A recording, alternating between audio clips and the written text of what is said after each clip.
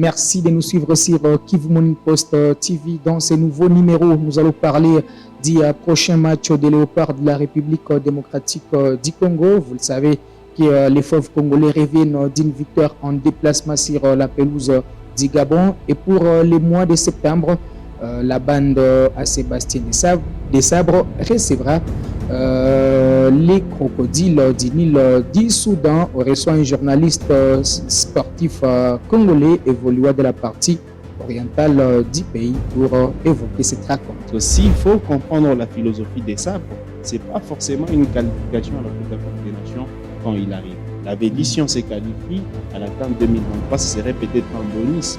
Mais lui, il s'est dit, on va à la Coupe du Monde 2026, on va à la Coupe d'Afrique des Nations 2025. Ce sont là les projets de Sébastien Desabre.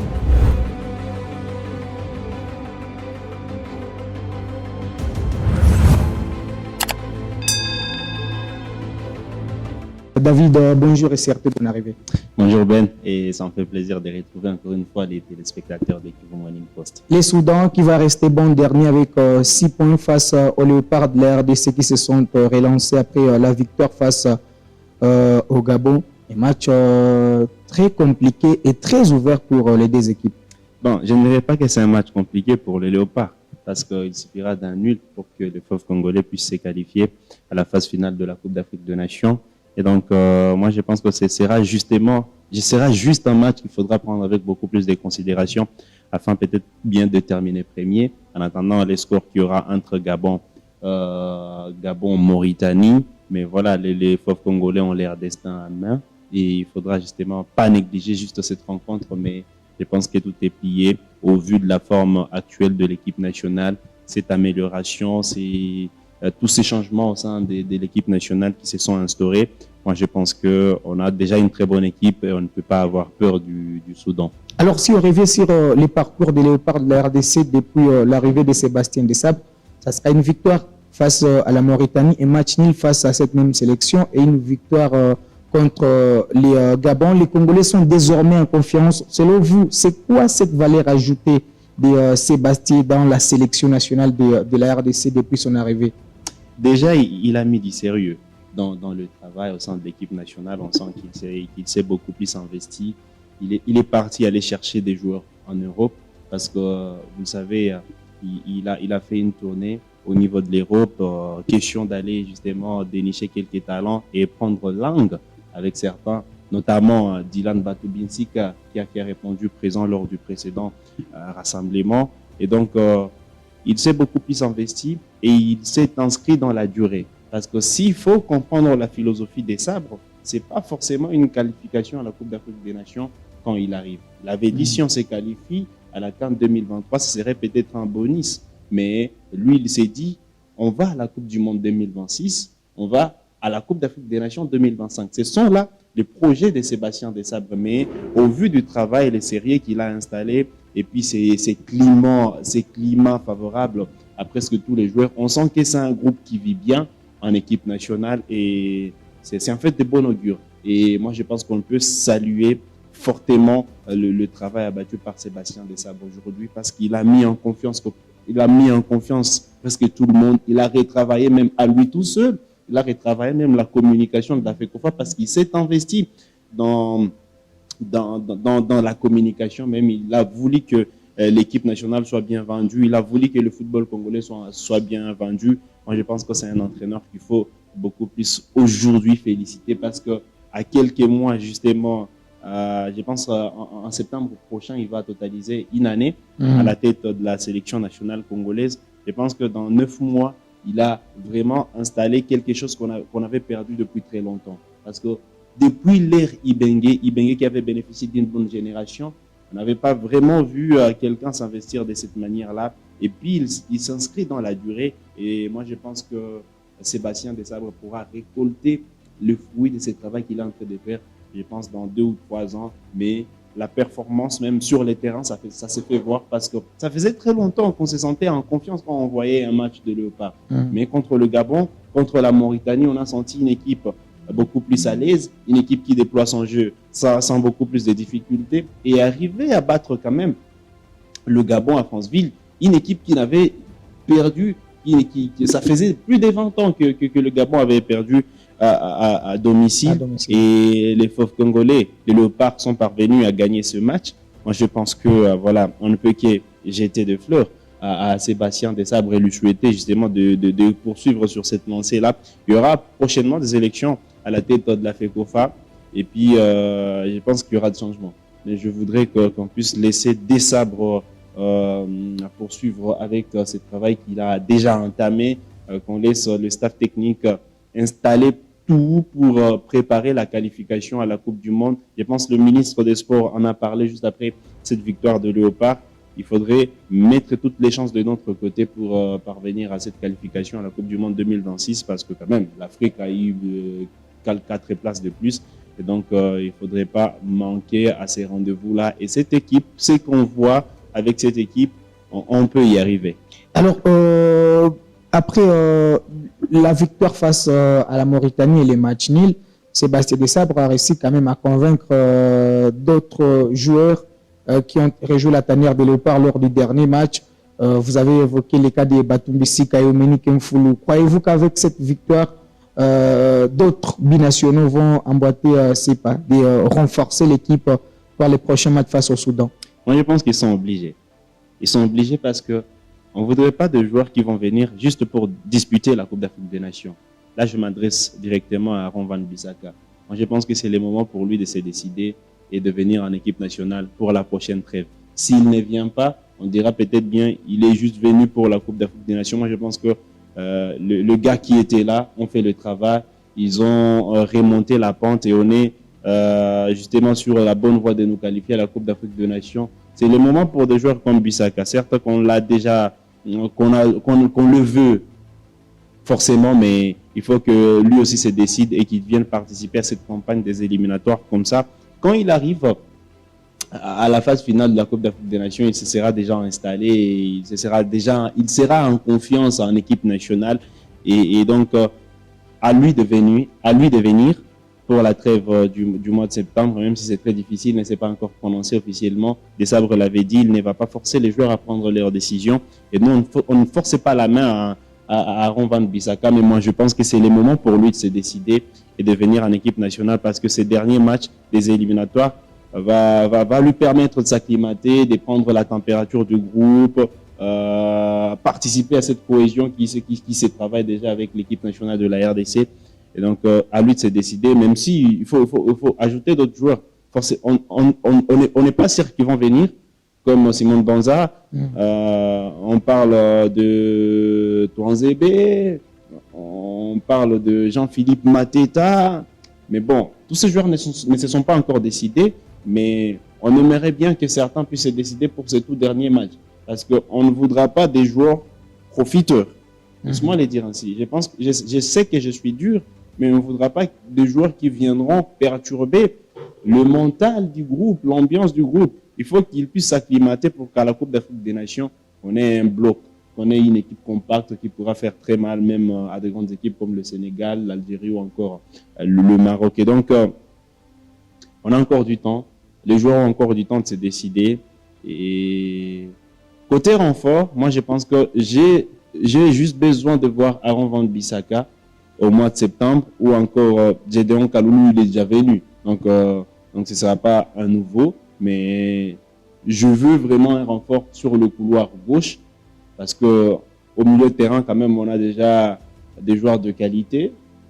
Moutoussami, Aaron Tibola, Omenu Kemfoulou, Kakuta, William Balikwisha ou encore Théo Bongonda. Moi, je pense qu'au milieu de terrain, on est bon. En attaque, certes qu'on n'a vraiment pas titillé la défense des Panthères lors du dernier match, mais on a quand même des attaquants de qualité. Mais Chakelia qui a beaucoup plus mûri avec les Young Boys de Berne. On a Aouiwan Wissa, certes que depuis son but contre le Maroc, il n'est plus efficace, mais ça reste un joueur de talent.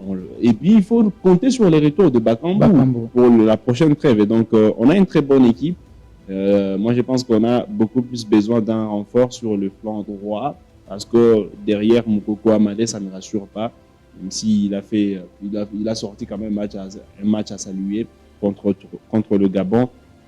Mais on espère qu'on aura une très très bonne équipe. Le plus important, c'est cette ambiance, garder cette confiance au sein de l'équipe nationale et moi je pense qu'on peut faire de merveilles.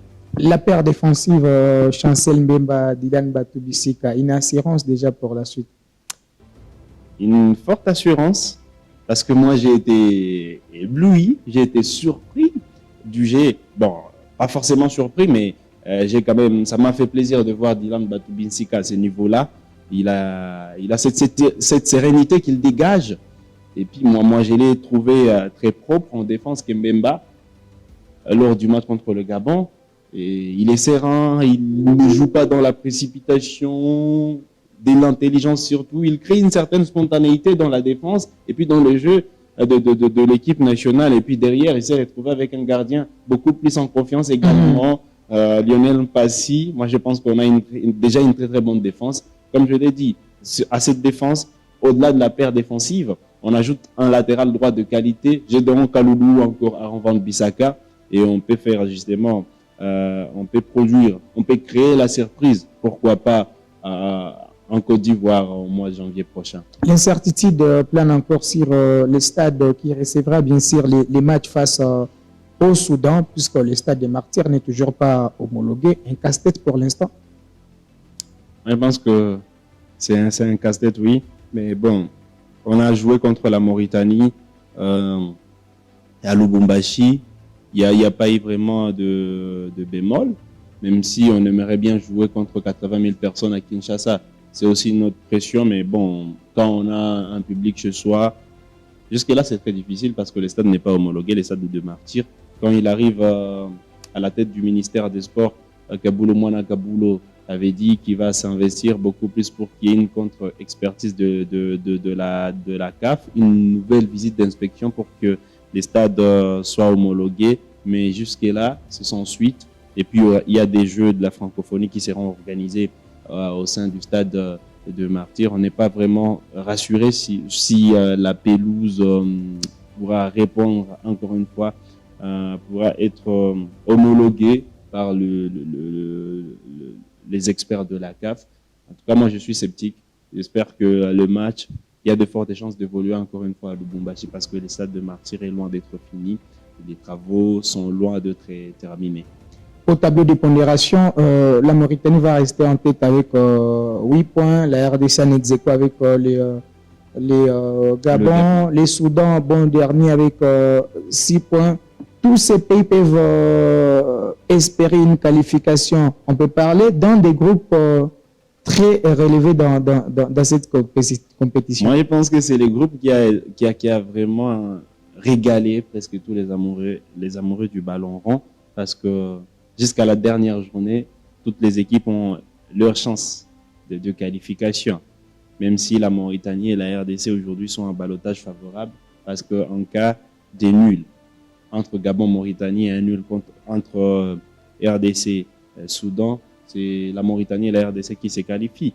Donc, c'est un groupe qui a répondu vraiment aux attentes et un groupe qui nous laisse encore une fois en suspens. Et moi, je pense que ça prouve à suffisance que le football en Afrique est en train de grandir. Autrefois, on les appelait des petites équipes, mais elles sont en train de sortir les grands jeux. La Mauritanie, aujourd'hui, qui a presque titillé tout le monde dans ce groupe. Le Soudan, qui a battu la RDC et les Gabon dans cette campagne des éliminatoires. Ça veut tout simplement dire qu'il n'y a pas de petites équipes et qu'il faut prendre... Voilà pourquoi je reviens à ta première question. Il ne faudrait pas négliger le match contre le Soudan parce que le Soudan est capable de nous mettre en difficulté, qu'on soit à Kinshasa ou à Lubumbashi. Et donc, il faudrait respecter cette équipe-là. À l'aller, cette formation nous avait battu par 2-1, même si on avait profité justement de leur relâchement pour marquer par Bolingui dans les dernières minutes de cette rencontre. C'était la deuxième journée des éliminatoires. Et donc, les crocodiles, même si la situation dans leur pays ne leur permet pas justement d'avoir toutes les chances à leur côté, mais bon, ça reste une très très bonne équipe qui a sorti les grands jeux tout au long de cette campagne des éliminatoires. Il faudrait la respecter quand on va jouer contre elle lors de la 6e journée. Alors, pour finir, David, au mois de septembre, on pourra compter les retours de certains joueurs dans l'effectif des Léopards, y compris Cédric Bakambu et les portiers Joël Kiassoumbois. C'est là vous qui sont bien partis pour revenir dans les plans de Sébastien Desabre, surtout après la dernière victoire face au Gabon. Moi, je pense que sur Cédric Bakambu, il n'y a pas vraiment de débat. Il n'y a pas vraiment de débat. C'est lui le titulaire au poste d'attaquant de pointe.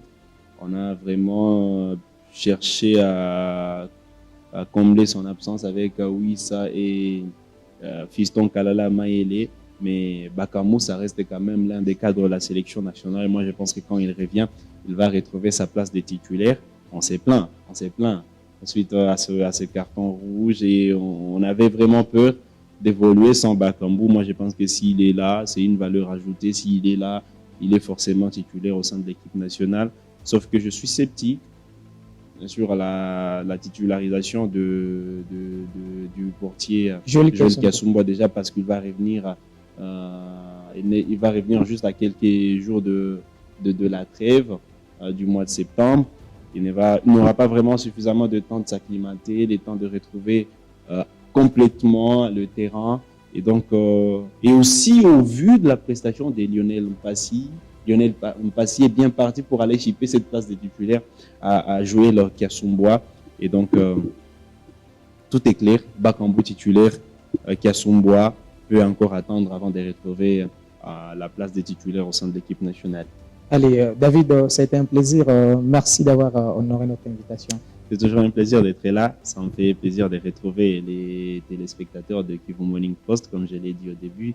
Et puis, merci pour l'invitation. Allez, ça sera tout pour ce numéro des coulisses des sports. Merci de rester avec nous pour la suite.